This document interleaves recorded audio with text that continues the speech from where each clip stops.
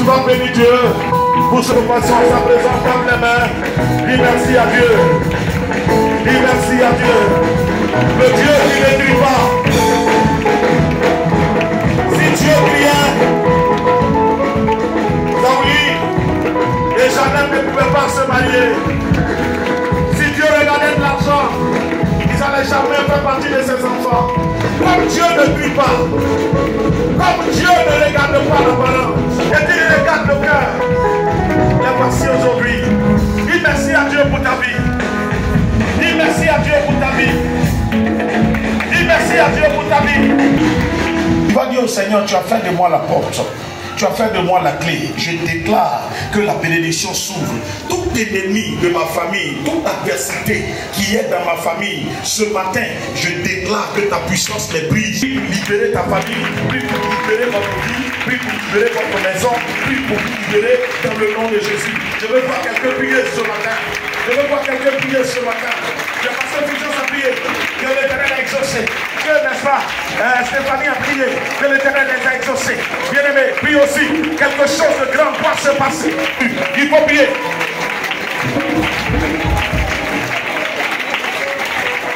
Je ne t'entends pas, je ne t'entends pas, je ne t'entends pas.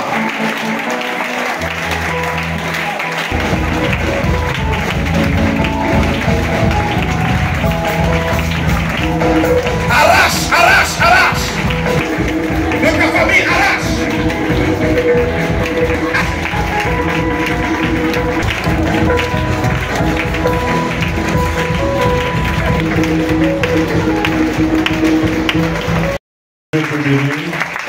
Asseyez-vous dans l'appel du Seigneur. Gloire à Jésus. Rentre dans la vision de Dieu. Amen. Parce que c'est là qu'est le problème. Ce matin, nous sommes heureux. Nous nous réjouissons parce que c'est le culte de louange, d'adoration, d'action de grâce. Mais c'est en même temps le culte du mariage de nos bien-aimés. Mais comment ils ont fait? Comment ils ont fait pour arriver là? Est-ce que c'est maintenant qu'ils se sont connus? J'ai dit hier, ils se sont connus il y a quelque temps. Il y a quelques années. Ils ont même des enfants. Pourquoi aujourd'hui on parle de mariage? Parce qu'il y a eu une prise de conscience. Et je suis venu ce matin te dire, la vision fait tout. La vision est capitale dans la vie d'un être humain. La vision, ce qu'on voit, ce qu'on veut voir, qu'on voit ou ce qu'on veut voir, important et agir sur notre existence. Alléluia. Agir sur notre existence, se battre notre existence. Les choses ne se font pas comme ça. Les choses ne se font pas comme ça. Écoute-moi bien. Même dans la vie, un homme ne s'habille pas n'importe comment. Et chacun il voit certains habits, il demande pourquoi tu as porté, il dit je m'en vais au champ. Le champ. Tu peux voir que c'est un peu sale. Tu peux voir que c'est un peu déchiré. Grand, il ne se voit pas sale, il ne se voit pas un homme malheureux et misérable. La vision est importante. Pourquoi on se marie? On se marie par rapport à une vision. Je ne veux pas qu'on me voit comme quelqu'un qui traîne. Je ne veux pas qu'on me voit comme un débauché. Je ne veux pas qu'on me voit comme un homme irresponsable. Je ne veux pas qu'on me voit comme quelqu'un dont la vie n'a pas de prix. Un homme vulgaire. Donc je préfère me marier, me caser, me ranger avec de l'argent. Sans argent, je veux me marier. Et comme Madame Fulgence me disait la dernière fois chez moi à la maison au salon, c'est que je sais, je veux me marier. Grand mariage, petit mariage. Je ne veux pas être jeune fille, je veux me marier. Je veux qu'on m'appelle Madame Alléluia. Ça c'est fait ou ça c'est pas fait? C'est clair. Sa vision. Alléluia. Tu es selon ta vision. Laisse-moi te dire, tu es selon ta vision. Tu es selon ta vision. Tu te passes selon ta vision. Tu marches selon ta vision. Tu te comportes selon ta vision. Je suis venu te dire, rentre dans la vision de Dieu. Et que ce que Dieu veut faire puisse se réaliser. Parce que Dieu ne contredit pas les visions des gens, mais Dieu travaille avec ta vision. Si tu fais la vision de Dieu, ta vision, Dieu va matérialiser cette vision dans ta vie. Et pas bien. Et pendant que tu m'écoutes, je te pose la question, comment tu te vois? Tu te vois? Comment tu veux qu'on te voie? Alléluia. La vision. La vision. La vision est capitale. Allons-y dans le livre de Jérémie chapitre, le livre chapitre 10, verset 17 au verset 20. Verset 17 au verset 20. Qui m'amène à te dire, tout ce qui se réalise sur terre part d'une vision. Même aller s'essuyer, ça part d'une vision. Ma vie, je veux qu'on ait peur de moi. Ils s'en vont prendre des fétiches, des médicaments pour faire du mal aux gens. Et puis les gens finissent par avoir peur d'eux. Quand on les voit, on a peur d'eux. C'est sa vision. C'est comme ça qu'il veut qu'on le voit. Et il travaille pour ça. Ce qui n'est pas de ta vision, tu n'as pas la force de réaliser. Dans ta vision, tu n'as pas la force de réaliser. Si ta vision est une bonne personne, ça sera facile pour toi d'être un chrétien. Alléluia. Alléluia. Est-ce qu'on se comprend? Allons-y. Luc au chapitre 10. Luc chapitre 10. Verset 17 à 20. Verset 17 à 20. Tenons debout pour la parole. La Bible dit ceci. Les 70 revinrent avec joie. Les 70 reviennent avec joie. Disant. Il disait, Seigneur, les démons même nous sont soumis en ton nom. Il a dit, Jésus leur dit, je voyais Satan tomber du ciel comme un éclair. Le résultat de ce que vous avez vu, c'est ma vision. Alléluia. Je voyais Satan tomber du ciel comme un éclair. Voici, je vous ai donné le pouvoir de marcher sur les serpents. Je vous ai donné le pouvoir de marcher sur les serpents et les scorpions, et sur toute la puissance de l'ennemi. Et rien ne pourra vous nuire. Verset 20. Cependant, ne vous réjouissez pas de ce que les esprits vous sont soumis, mais réjouissez-vous de ce que vos noms sont écrits dans les cieux. Amen. Amen. Amen. Amen. Et amen. Qu'est-ce que tu veux devenir? Où veux-tu aller? Question. C'est la question. Est-ce qu'ils arrivent dans un groupe aujourd'hui et puis ils dominent le groupe aujourd'hui? Parce qu'il s'est dit, moi, personne ne doit me commander. C'est moi qui dois commander. Quand il arrive, il commence à créer de la bagarre. Il crée de la bagarre. Et puis c'est pauvre. C'est sa vision. Allez. Il y a des gens, leur vision, c'est de gagner sans souffrir. Donc là, ils développent des ruses. Comment ils peuvent soutirer à quelqu'un? Comment ils peuvent voler quelqu'un? Comment ils peuvent escroquer à quelqu'un? C'est leur vision. Et puis ils réussissent. Même quand cela ne vient pas de Dieu, n'est pas de la volonté de Dieu, mais ils réussissent. Parce que c'est leur vision. Ils travaillent pour ça. Regardez, les brouteurs. Les brouteurs, ils ont décidé de devenir riches sans souffrir. Donc, ils travaillent pour ça. D'accord? Avec de la magie, il y a pouvoir mystique pour gagner de l'argent. C'est leur vision. Et ils se disent, moi je dois être à l'aise. On doit m'envier sans que je les souffre. Et on les voit. Ils sont dans les voitures, dans les belles voitures. Ils sont ça et là. Ils font sa vision. Il dit, moi je m'en fous. Même si je vais mourir vite, mais au moins, j'aurai eu de l'argent. On parlera aussi de moi.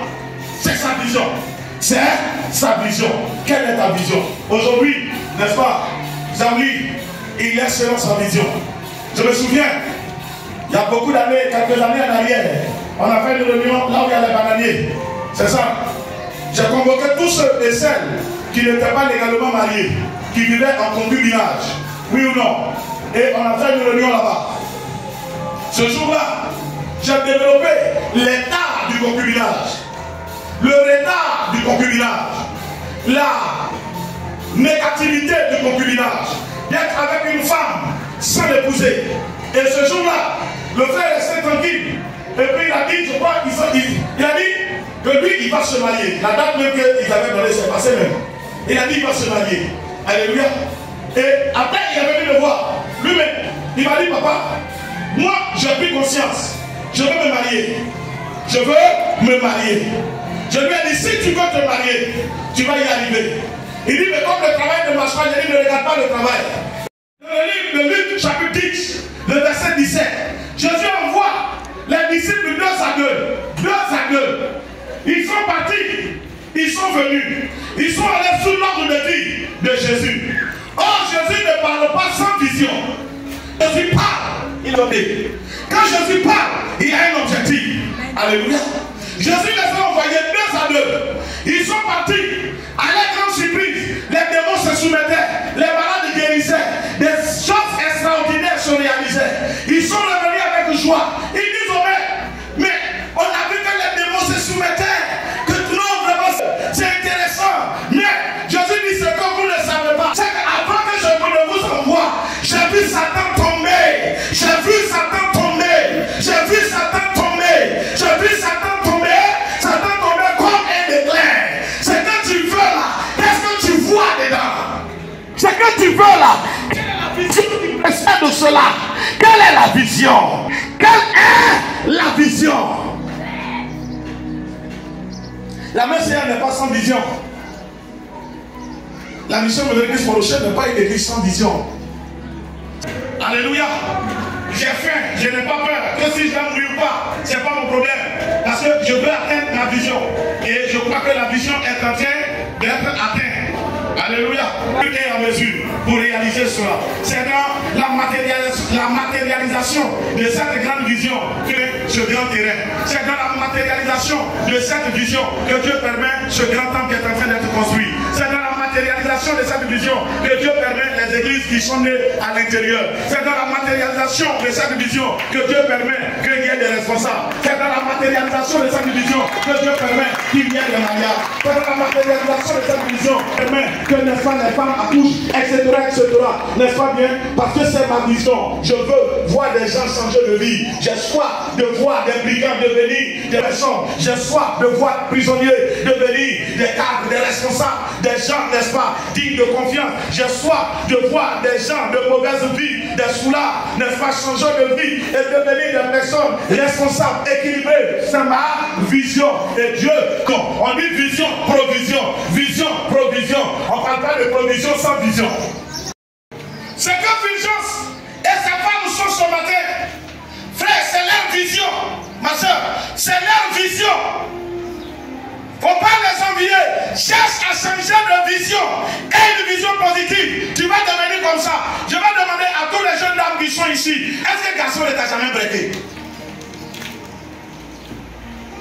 Si on cherche ici, sans vouloir vous choquer, celles qui sont vierges, on n'en trouvera pas beaucoup.